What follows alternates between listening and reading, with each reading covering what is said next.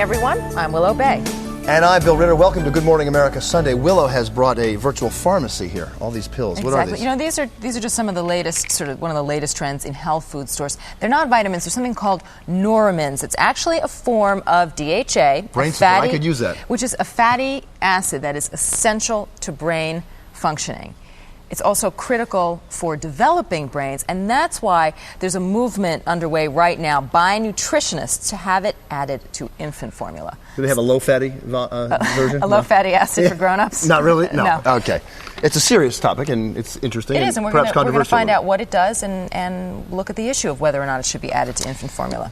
Okay. Also, a little later, I know your kids love this stuff, right? Here's Buzz Lightyear and bulldozers. Most 7-year-old kids, love these this. kinds of toys, right? Oh, they love it. My children do.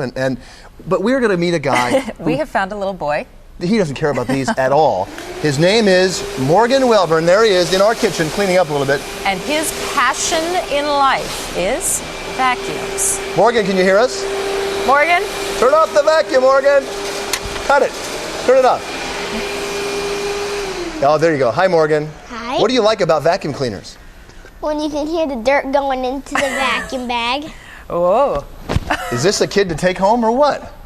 All right. Well, we're gonna talk to Morgan throughout the show, believe it or not. And he actually has become, I think, the youngest expert in the country about vacuum cleaners. He really knows everything there is to know. He can tell you about volts and attachments and amps and which brands work better than which. And we're going to find out all about it. And you know, we're really actually going to put him to work. We are. Yeah. We're going to actually try him out on this. I hate it when I spill this at home. We're going to spill it on a rug and see if he can clean it up. Okay. With a wet vacuum. And if he can't, we're in big trouble. Also, we're going to meet a guy who's at home with a modem and a mouse and a mission. And he's got Hollywood running scared. And his name is Harry Knowles, and he's causing quite a stir out there in LA land. Yeah. Exactly. We're going to talk to him a little bit later. All that coming up on Good Morning America Sunday. But first, we get caught up on the morning's news, and we begin with Willow. Well, the U.S. reportedly has new, highly classified guidelines for the use of nuclear weapons. Today's Washington Post says President Clinton has ordered the military to concentrate on preventing a nuclear war, not winning one. In addition, the paper says the new guidelines call for a nuclear response to an attack with biological or chemical weapons.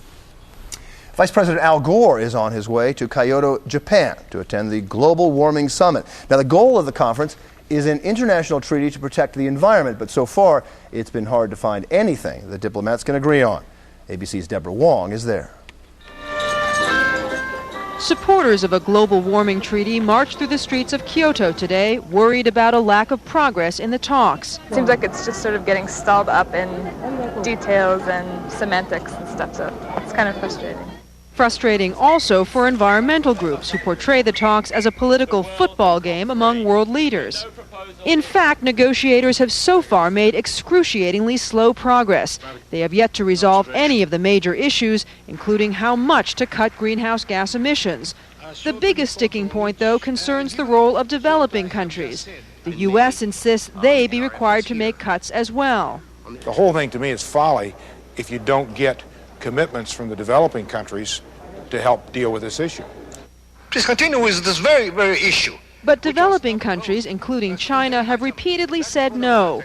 Rich nations cause the problem, they argue. Rich nations should solve it. We cannot, I repeat, accept responsibilities which are not ours. With the two sides still far apart, many are worried the impasse could scuttle an agreement. We got a real problem, and we can't accept failure. Which is why Vice President Gore will have his work cut out for him when he arrives tomorrow to argue the U.S. position. With only 3 days to go before the deadline, it will take a major breakthrough to keep these talks alive. Deborah Wong, ABC News, Kyoto. In Siberia, rescuers continue to search through the rubble left when a Russian cargo jet slammed into an apartment building. More than 40 people are known to be dead. Dozens more are unaccounted for. The jet crashed only seconds after taking off from a nearby factory airfield. It was carrying 2 fighter jets being delivered to Vietnam. Also in Russia, authorities have released American Richard Bliss, but they told him don't leave town. The telephone technician was charged with espionage after he used some high-tech communications equipment without a permit. His company, Qualcomm, says the whole thing was just an oversight. Bliss must stay in Russia until police complete their investigation, which could take more than 2 months. Still overseas, this time in the Middle East, Iraq says it will not export any more oil until the United Nations eases its economic sanctions. Now, by turning its back on the UN's Food for Oil program, Iraq hopes to draw attention to its grievances against the United States. But the move promises to hurt average Iraqi families the most, families who are already suffering. Here's ABC's Gillian Findley. Saad Kataji and his family used to call themselves comfortably middle class. He's a pilot with Iraqi Airlines. But under sanctions, Iraq cannot fly commercial flights. Saddam International Airport is a ghost town. Today, Saad says he can't even afford to buy his daughter the dictionary she needs for school. He sold everything, he says. Even the wedding rings. You don't have your wedding I don't have my wedding ring. I sold it. This family blames America for its problems. That's not uncommon here. It's also not uncommon for people to become noticeably nervous when you ask if Saddam, too, isn't responsible. I have no answer. At a Baghdad auction house this week, one more sign of how desperate things have become. Abbas Kaleem has come to sell his family's last good carpet. He says he needs the money to pay for an operation for his nephew. But in the end, Abbas can't even get the equivalent of $20 for his rug. He'll have to try again another day. What, he asks, have Iraq's people done to deserve this? Gillian Findley, ABC News, Baghdad. Finally, in our news block, a story you need to know about endurance from Charlotte, North Carolina. All right, here it is. 4 people agreed to spend 21 days in a Honda sport utility vehicle as part of a contest sponsored by a local radio station. Now, the last one to leave gets to keep the car, but it got ugly. One guy woke up from a nap to find the others had painted his fingernails and made him up like a woman. Someone sent a stripper to the car to try to lure the 2 women contestants out. I assume those were male strippers. We don't know, though. Maybe, maybe not. The 4th guy kept notes so he could write a book. Maybe he was the smartest one. In the end, 3 contestants lasted the entire 21 days, so they chose a winner at random, and it was one of the women, a woman named Sherry Gant, and she got a red mini sport utility vehicle from Honda. The question is, was it worth it? Yeah, was it worth it? The question is, why? Why would you spend all that time in a car to get a free car? I would leave in about a minute and a half, maybe. Okay, I probably would as well. All right, well, when Good Morning America Sunday returns, more than 300,000 people were killed in just a few weeks, but it's barely mentioned in history books. What really happened 60 years ago when the Japanese invaded the Chinese city of Nanking. We'll be back. In the Sunday forecast, a wet one over much of Texas, the Washington state coast, and parts of New Mexico. Eastern Washington down to the Rockies will see some snow and a mix of rain, freezing rain, and snow is possible across southern Kansas to northwest Arkansas. Highs will be only in the 20s across the northern plains. From the northern Rockies to the mid-Mississippi Valley and into the northeast, highs will be in the 30s. And most of the west coast, central Texas, and Gulf Coast will see highs in the 50s. Now, for more on your local weather forecast, check out after the show, abcnews.com, on the World Wide Web, or on America Online. And GMA Sunday will be right back after this. Good Morning America Sunday's weather report is brought to you by Scotch Tape.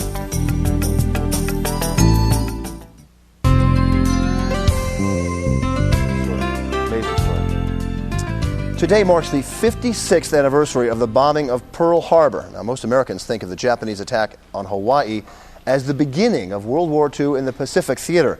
But in fact, a brutal war was already raging in Asia, and nowhere was it more brutal than in Nanking, China. When the Japanese invaded the city 60 years ago this next week, they began a murderous wave whose images, rarely seen, are shocking and haunting. Images so graphic and violent, we should warn you, they may not be suitable for children. When Nanking fell in December 1937, Japanese soldiers began an orgy of cruelty seldom, if ever, matched in world history. They massacred surrendering soldiers and threw the bodies into mass graves. They rounded up civilians and killed them in groups, dumping the bodies in the Yangtze River, leaving them on the streets to die, even using them for bayonet practice. The Japanese turned murder into sport. This newspaper headline boasts of a killing contest between two soldiers at Nanking. Each had killed more than 100 Chinese with his own sword. Tong Shun San, the man on the left, was the sole survivor of one of those killing contests. He says Japanese soldiers lined up prisoners alongside a pit and began beheading them to see who could kill them the fastest. They counted heads to keep score. Luckily for Tong, the falling corpse knocked him into the pit and covered him. It saved his life.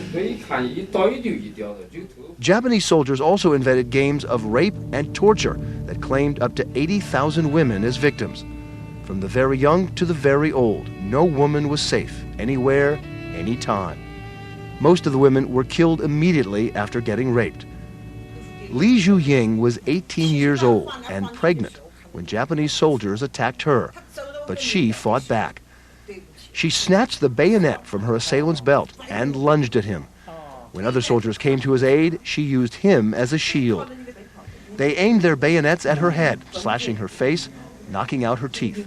Finally, a soldier plunged his bayonet into her belly, and they left her for dead.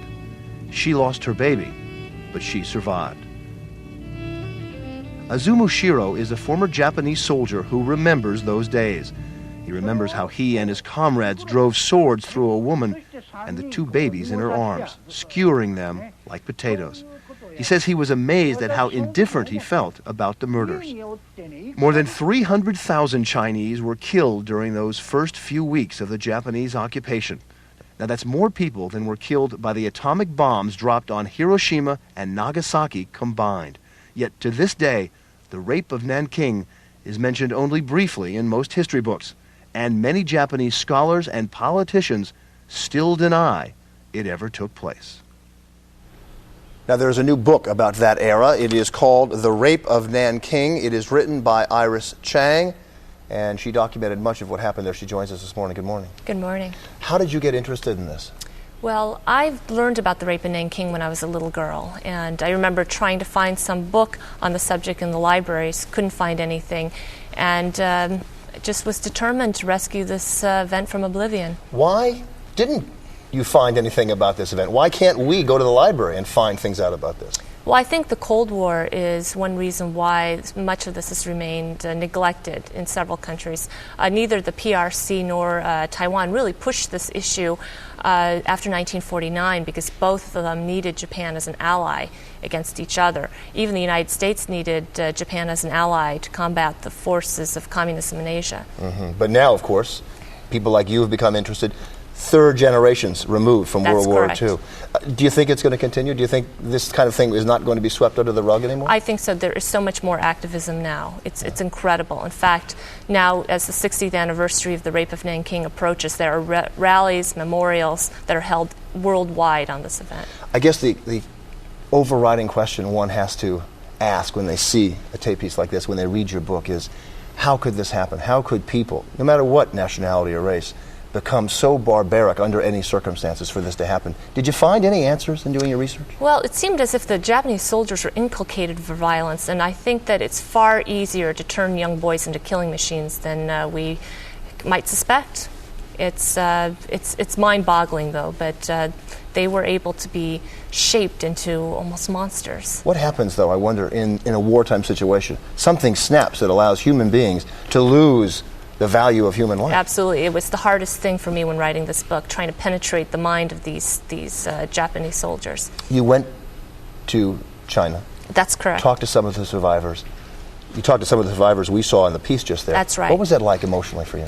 Well, you know, it made it so much more real to me. Before, when I went to the archives, these atrocities were something that happened a long time ago, you know, stories on pieces of paper. But when I talked to the people face to face, I realized the rape of Nanking still affects people today. And there are still people who say this didn't happen. That's correct. Japanese politicians, even academics, they're in denial. It's amazing. Will Japan ever acknowledge this? The United States apologized to Japanese Americans for what we did to them during World War II. That's correct, and we've paid reparations. Will Japan apologize? Well, I certainly hope so, and I certainly hope that my book will encourage some Japanese people to press the government to do that. Fascinating study and diligence by you to help uncover all this. Iris Chang. Thank you so much. Thanks for joining us this morning. Willa? Well, when GMA Sunday returns, Hollywood's troubles with Harry Knowles, whose website is bringing the studios to their knees. Good Morning America Sunday is brought to you by Office Depot.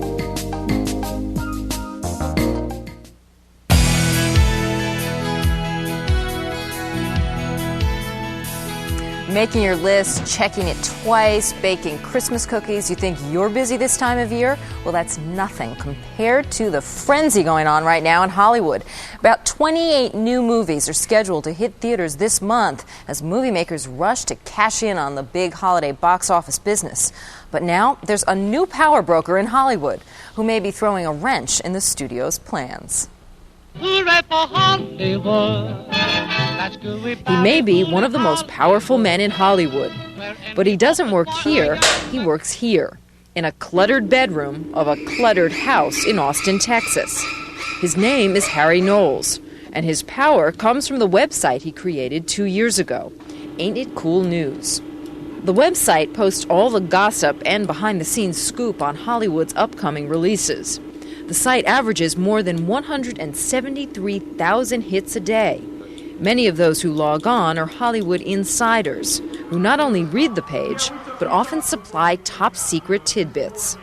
It's been said that Harry is so connected that he can make or break a movie at the click of a mouse.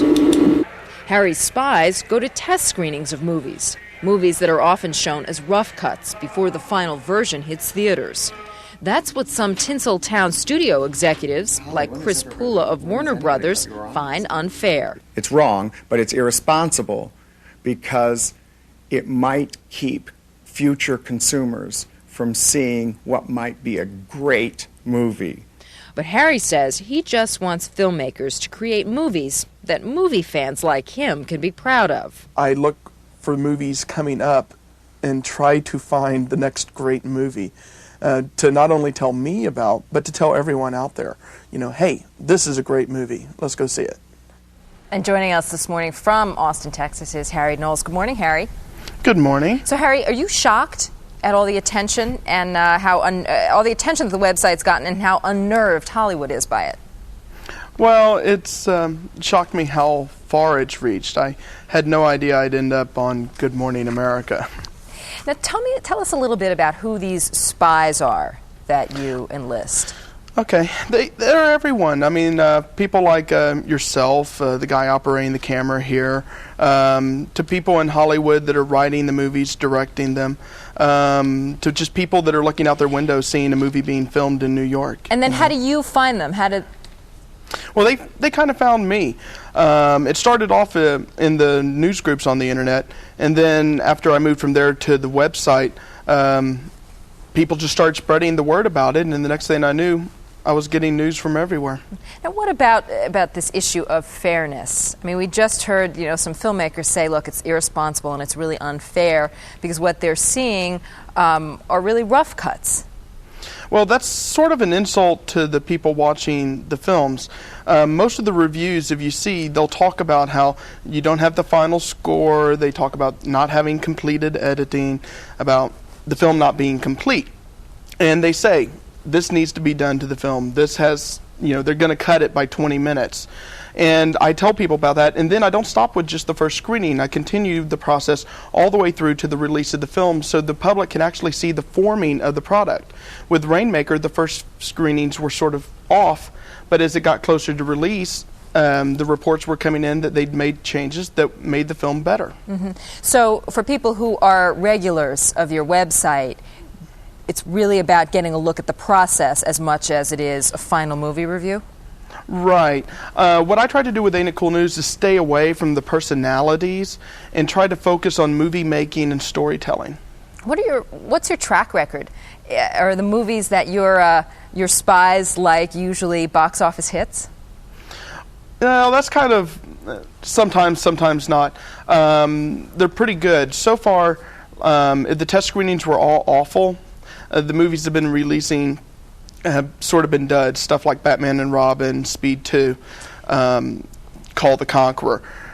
Movies that they're sort of 50-50 on have gone out and done good business, like Con Air, and have had good second weekends as opposed to really bad second weekends. So Harry, I'm sorry, Harry, I was going to say, can you give us some help here? I mean, there are 28 movies coming out between now and the end of the year. What's the buzz? What do you hear is going to be hot? Well, everyone's sort of talking about Titanic right now. I've been hearing about it for about 4 months now from the test screening process, and I've had over 200 reviews, and every single one of them have been positive. Everyone's loving this thing. Amistad's going to be good. Good Will Hunting is getting tremendous reviews. Really? And yes, I mean, Ben Affleck and Matt Damon have turned out a real charmer here. And then we also have coming up Jackie Brown by Quentin Tarantino, and it just had a screening up there in New York last night, and it went very well. Okay, Harry, well, thanks for the tips. We appreciate it. No problem. Well, coming up, Power Rangers left him cold. Barney, too boring. What really excites 7-year-old Morgan Wilburn? Vacuum cleaners. Bill? Willow, we're going to mess up some carpeting. And I get to make the dirt. You like that? Uh-huh. Now, tell me, be honest, what do you like better, the upright or the canister? Well, actually, I like the canister because there's a new kind that's a new product. Be right back. There's a new product.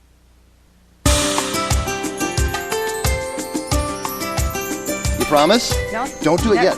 You drip it. What about me? You're dripping already. Well, his name is Morgan Wilburn, but all week we've been, rightly or wrongly, calling him Vacuum Boy. Vacuum Boy. Morgan, he's a darling, isn't he? He's 7 years old, and earlier we told you about his passion for vacuums and their various attachments. Wow, be careful now, Will. We're going to get this very dirty. Okay.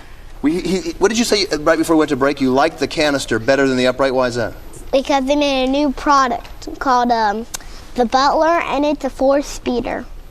Or 5, I can't think. So do you think... Slow, low, medium, and high. 3 speeds. Slow, low, medium, high. 4. Slow, 4 speeds. low, medium, high. Right, I can't Do you count. know basically everything there is to know about vacuums? No. No. But you're You learning. know a lot. Yeah, I'm learning. When did you get so interested in them? When I was 19 months. When you were 19 months, really? What? I had to remember that. You had a what? It was hard to remember. Yeah, I can imagine. Why? Think back hard. Because I remember that my mom has been telling us, and I'm trying to remember that we bought this big vacuum, like $1,800 and $1,900. What? So, I mean, 900 or something. right, Yeah, big, right, really that's a lot. expensive. Real big. Yeah. It's a Kirby. It's a Kirby, but you really like Bissell's, right? And you went to their factory. Is that where you went? Yes. What was that like? We have some video right? of that. There we go. Look, there you are. So tell us a little bit about what it was like visiting. Was it great? Yes. Why was it great? Well, when you get that part right there. Yeah. When I got to help put on the wheels. Really, that was Pretty cool. cool. I love this. You have a notebook of this, and inside here, let me get it close. He has a little book called "The Mystery of the Short Circuit." Can you hear that? The Mystery of the Short Circuit by Morgan Wilburn. You know about short circuits? Yeah. All right. Do you know how to dirty carpets? You know how to get them dirty?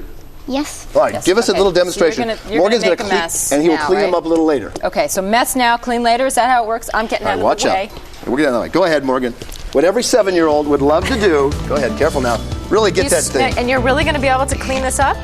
Yep. Come on. Is that true? We're going to be in really big trouble if you can't clean that up, you realize. Will you use a canister or Why an are you upright? smiling at me? He wants to get you in trouble. That's why. So we're really going to clean up that mess on the carpet. Well, we'll try to clean up the mess. Did you get any on you? No, I jumped out of when I saw that Hershey bottle coming out, I thought I was going to clear out too. Do you remember when you were 19 months? No. I don't remember when I was 7. So. No, I also don't remember having quite the same at that. fascination with vacuum cleaners. Can we get another shot of that? Let me take a look at that. Look at that. It looks. What do you see in that, Willow? Like a little Rorschach thing, maybe? I No? see a big mess. Morgan, you better be fixing to clean that up later, boy.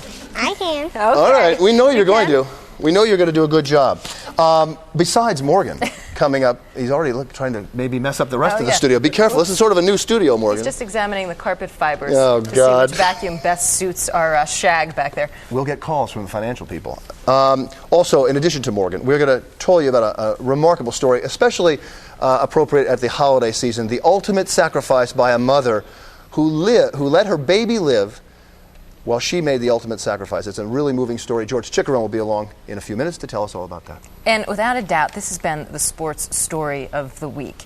After three-time NBA All-Star Latrell Sprewell attacked his coach at practice, the Golden State Warriors terminated his $32 million contract, and the NBA suspended him for a year without pay. Even Converse terminated its endorsement deal with Sprewell. Well, from the water cooler to Washington, people are asking, did his punishment fit the crime? And Sam Donaldson joins us now from Washington. Good morning, Sam. Good morning, Willow.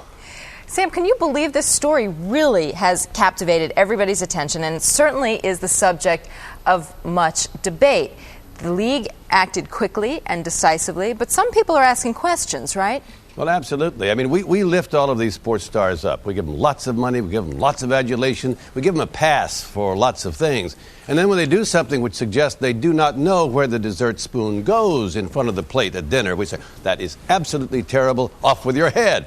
So I think there's a lot of debate. I don't think anyone says that what Latrell Sprewell did was the right thing to do. I mean, try to choke your coach, perhaps to death.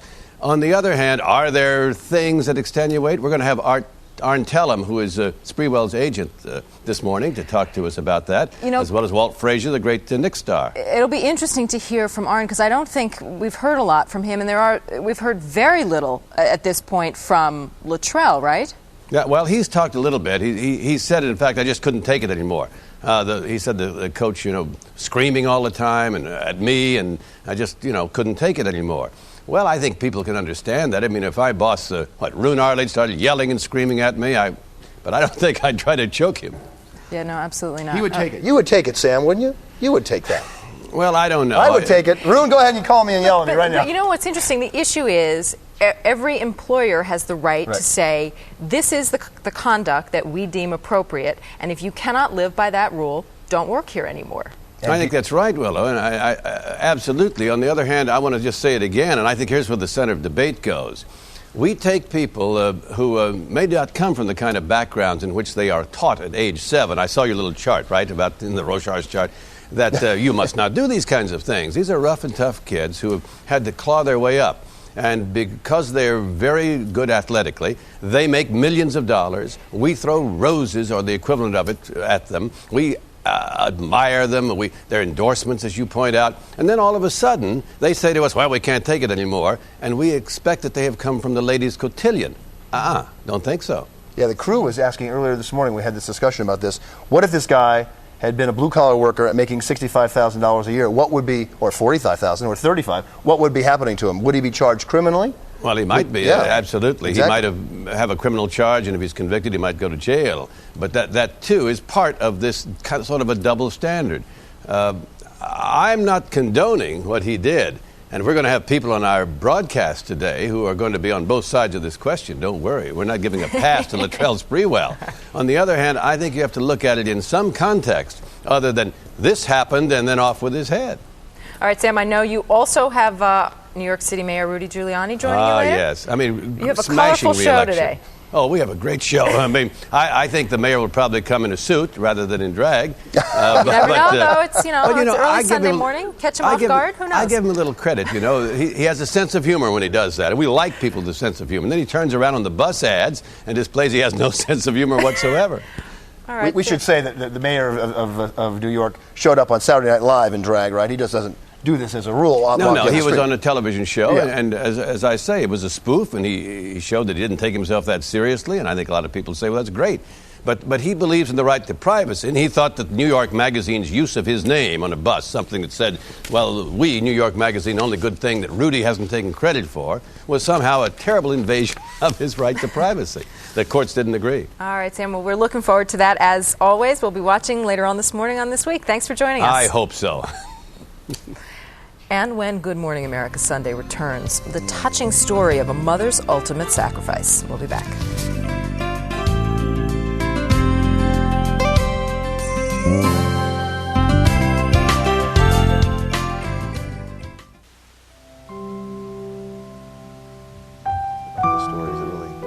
gets to you. Her name was Yolanda Simpson, and when she was pregnant with her daughter, she learned the cancer she had fought into remission had returned. So Yolanda was given a horrible choice. She could treat the cancer and possibly put her baby at risk, or she could refuse treatment and sacrifice her own life to save her baby. George Chickerone has more on this really moving story of a mother's love. It sounds cliche-ish, but that's what it is. That's exactly what it is, and it's brought, they're from Fort Lauderdale, and it's brought that whole community together in a sense, especially during this time of year. A mother's love is said to be the purest kind of love, unselfish, caring, giving. But few mothers have ever had the opportunity to show the depth of their love the way Yolanda Simpson did. It is truly a story of the season, involving this child, the mother she will never know, and a pure, precious sacrifice made in the name of love. I think about it every day and about the decision that she made. Gift of life, gift of love. Yes. For 2 years, 29-year-old Yolanda Simpson battled breast cancer. After months and months of treatments, it went into remission. She then became pregnant and began planning her new life with her high school sweetheart. But then, the unthinkable. The cancer came back. It got to a point where she just had to sit in a straight chair the way I am all night because the pain was just that bad. It was then Yolanda made the most important decision of her life, literally. She decided not to continue with any of her cancer treatments for fear that the drugs or the radiation might harm her unborn child, even though doctors warned her that by giving this child life, it would most certainly cost her her own. She had made peace with God, within herself, within her heart. And she said, let God's will be done. During the delivery, Yolanda slipped into a coma. Doctors were able to save the child by an emergency C-section, but Yolanda never regained consciousness. Basically, her system, her organism was giving up. Cancer was taking over, and she was dying. 5 days later, she let go, giving up her life for a child she would never hold, never sing to, never know. They call her Baby Diamond. Yes, Yolanda Simpson made a courageous, unselfish choice, one even veteran nurses who knew her have a hard time talking about. This is the part of giving, the giving up of self.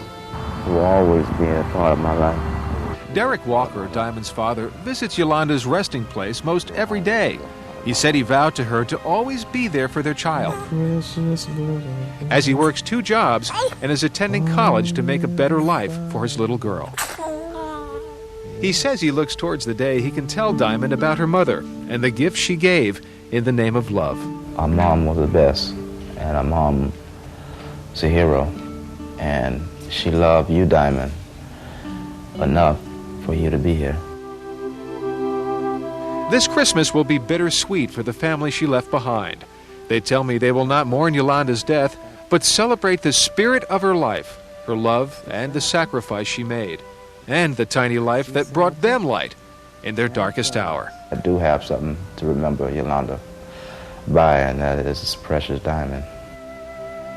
We have the gift of love. We have Diamond.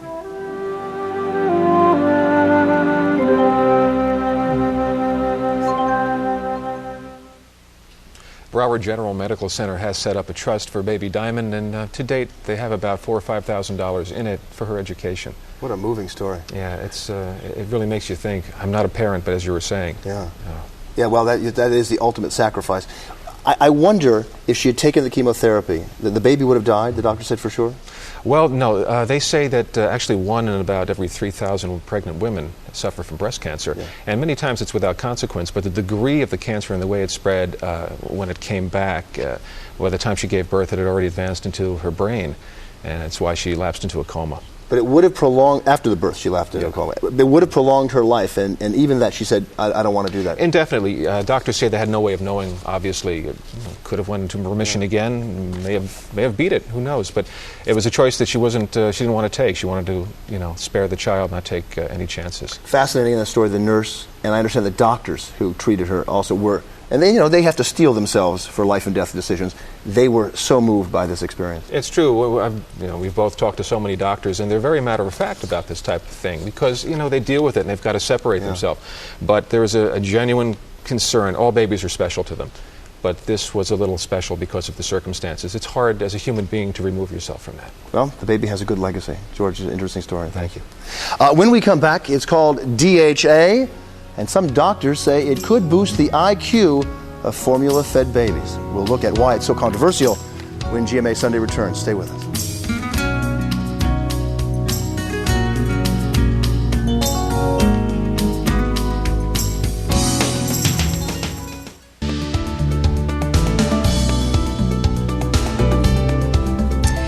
One of the latest nutritional supplements on the market. It's called DHA, a fatty acid that's one of the building blocks of human brain tissue. For adults, DHA is important to brain functioning and to vision, but it's most critical to brain development in the earliest stages of life. That's why many nutritionists are urging pregnant and nursing women to take DHA supplements and urging infant formula makers to add it to their product. Joining us now is nutritionist Barbara Levine. She's the founder of Pregnant Physicians for DHA. Good morning, Barbara. Good morning, Willow. Nice to see you. You too. Now, so first of all, what exactly is DHA? What does it stand for? What is it? Docosahexaenoic acid, a big word for an omega-3 long-chain polyunsaturated fatty acid. And as you said, it's very critical for both cognitive function and visual acuity. Baby gets it from mom through the placenta in the 3rd trimester of pregnancy, and then because it's a natural constituent of breast milk, if mom is breastfeeding, they get it through breast milk. But despite the fact that it is in breast milk, in the United States, we have amongst the lowest levels of DHA compared to, let's say, Japan, where they have about 3 times as much, or in Europe about twice as much, because we don't eat a lot of fish, so and that's where it's found. And that's how you get it into your diet? Primarily from fish and organ meats, but we don't want to eat organ meats because of the cholesterol. Now, what exactly is Pregnant Physicians for DHA, and what are you asking for? It's a tribute to the late Dr. Oski, who was the chairman of pediatrics at Johns Hopkins University. He died about a year ago, and his research showed that fatty acids in the brain were very important for cognitive development, particularly DHA and another one called ARA. And his cause was to get it in infant formulas in the United States. Now, what's interesting is the reason that you want it in formulas is, as you said, it occurs naturally in breast milk. And which is the gold standard, of course. Exactly. And just this week, right, it was the American Academy of Pediatrics issued a new recommendation urging mothers to breastfeed for up to a year. And even up to 2 years. So the more we know about breast milk, the more we know of its advantages to developing children. So you want it put in, DHA put in formula. What are the formula makers saying? The formula makers are saying that we don't have enough data in terms of efficacy and safety, yet we do. There have been many, many studies around the world, both in preterm babies and for formulas for term babies, full-term babies, and they show, in fact, that you can overcome the delayed development, such as cognitive and visual, by adding it to infant formulas. And babies who get DHA in their diet show higher IQs by about 3 to 5 points. Is it DHA, or is it babies who are breastfed have higher IQ levels? Therefore, there's a little bit of a question remaining, right? Well, studies recently over the last 3 years show that if you give infant formula without DHA compared to formula supplemented with DHA, you also have a better neurological outcome. So we really want it to be in the form, particularly in algae form, not in the fish oil form. Fish oils have EPA, which have antiplatelet or blood thinning activities. So we believe that pregnant mothers, lactating mothers should take their DHA supplement along with their prenatal. But many of us cannot breastfeed. We're on medication or whatever. So they should be able to get the benefit for their baby. The cost is pennies, by the way. And we should point out, we actually did talk to some of the formula companies, and they just said, look, we want to make sure that this is very safe and very effective, and we're not quite there yet. So that's their response. We believe we are there. Mm-hmm. However, I believe they are saving money. They're saving up to $5 million per month by not putting it in at the cost of our children, and it's only pennies to the consumer per serving. Tell me a little bit more about DHA in adults. Are we getting enough in our diets? Should we all be taking supplements? I'm taking them. You are? We are very excited about the research as it evolves at our center at Cornell University Medical Center, as well as internationally. Low levels of DHA have been correlated with attention deficit disorders, hyperactivity in children and in adults. Alzheimer's disease, which was shown in the Framingham study, depression, and we're doing studies in breast, colon, and prostate cancer. In terms of prevention with DHA. We're going to hear a lot more about DHA over the next couple of months. And because since you've been taking the DHA supplements, you just remember everything now, right? I remember everything, and I'm happier than ever. Barbara Levine, thank you. Very interesting. Thank you. When GMA Sunday returns, a boy and his Bissell, armed with his favorite vacuum, 7-year-old Morgan Wilburn shows us some of his moves. We'll be back.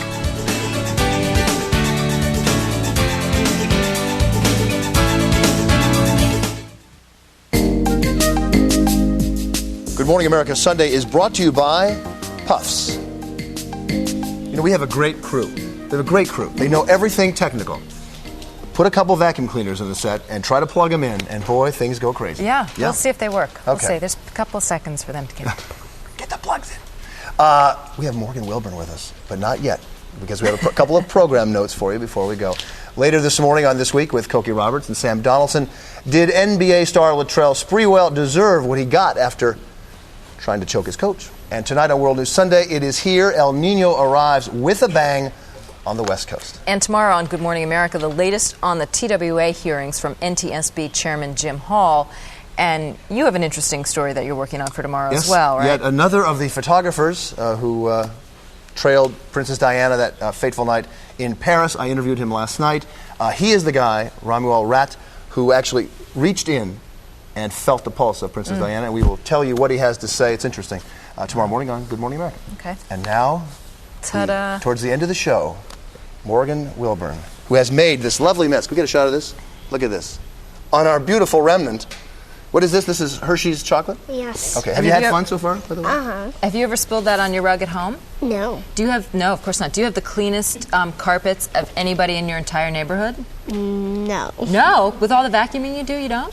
We don't vacuum that much. We only vacuum on Saturday and Sunday. Oh, only on Saturday and Sunday? Oh, and we're taking you away from that today because you're vacuuming here. Before we get to this demonstration, I have some pictures. Oh, they just fell down. First of all, Morgan, you said you've been doing this since you were 19 months. We have a picture of you at just about a year old here. Where is this? Can we get a close up here? Let's get a zoom in there if we could. There's Morgan with one of his vacuums. Here's another one. You're less than a year according to his mother here. Look at that. And, one more thing, a 4th birthday cake, of course, with a vacuum cleaner on it. Wow, pretty neat. How many do you have? 27 Yeah, 27. 27 vacuums. Here they are, lined up. I'm sorry, cameraman, you have to zoom in. Except there's one that came on Thursday that it's not in that picture. Oh, really? Is it a new model? Yes. What is it's the Bissell Company's Power Groom. Bissell really likes you, huh? Mm-hmm. Yeah. It's a Power Groom, sort of like this one, but not. A Power Groom? Yes. Is it significantly better than the older models? It's sort of like this one. Uh-huh. Except it has a hose on the back and tools. Why does it have a hose on the back? Yes, and it has attachments. And right here it says a cover for the, and right for the bag. It has a cover like that one. And it. Do your friends like vacuums as much as you do? Or are you the only guy in the neighborhood? Only the guy. And you actually earned money, I understand. $300 last year? Is that right? Shh, don't tell his income. I'm sorry. Well, it's Excuse me, that's tax-free. proprietary information. I didn't get money. All right, that's what I meant. He didn't earn a cent last year. You do it all for free. You're going to clean that mess up, right? Uh-huh. How do you do it? Okay, Go let's show us. Whoop, lost some pictures there. Okay, now. The judges are ready. Here we go. Morgan Wilburn. This thing has been sitting here for a half hour now, right? Yucko. All right. That's not going to Should I splatter move away? anywhere, is it? Should we move away? Get out of the way? No, go ahead, Morgan.